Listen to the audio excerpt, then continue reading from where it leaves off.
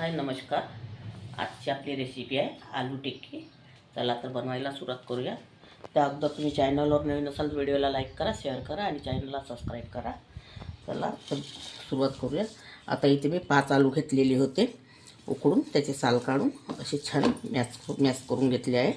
आता यामध्ये थोडा कांदा टाकणार आहे, थोडं मिरची, सांबार आणि इथे अर्धा चमच लाल मिरची पावडर, स्वादानुसार मीठ आणि धनी पावडर, जिरा पावडर आणि कस्तुरी मेथी घेतलेलं आहे. सगळं मिस्टिक आहे यामध्ये, हे यामध्येच टाकायचं आहे. आणि अद्रक लसूणचा पेस्ट आणि कॉर्नफ्लॉवर, थोडा पेंडिंग येण्यासाठी कॉर्नफ्लॉवर टाकायचा. मी 4 चम्मच कॉर्नफ्लॉवर टाकलेला आहे. तर याला छान मिळवून घ्यायचं आहे.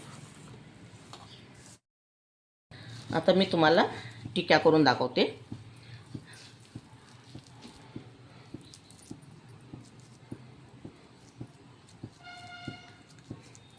छोट्या मोठ्या कशाही करू शकता, तुम्हाला जसे वाटते तशा. आणि तुम्ही असं फ्राय करून घेऊ शकता, थोडं तेल टाकून, आणि तळून पण घेऊ शकता. मी थोडंसं तळूनच घेणार आहे. आता तेल आपलं गरम झालेलं आहे, तेलामध्ये टाकत आहे.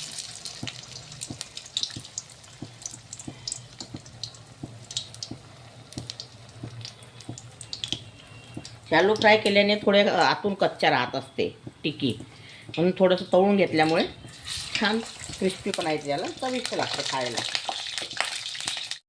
बघा आता आपले आलू टिक्की तयार झालेली आहे. छान कलर पण आलेला आहे. बघा, या पद्धती तुम्ही एक वेळा करून बघा. हे आता आपली आलू टिक्की तयार झालेली आहे. बघा, छान कलर पण आलेला आहे. आता मी तुम्हाला एक टिक्की दही आलू टिक्की करून दाखवते. आता ही टिक्की आहे.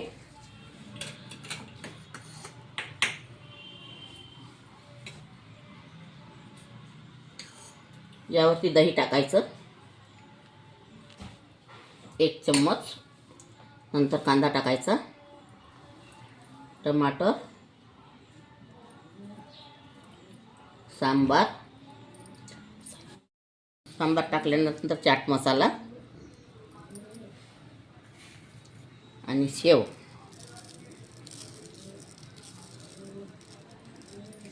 आणि वरून थोडा आणखी सांबार.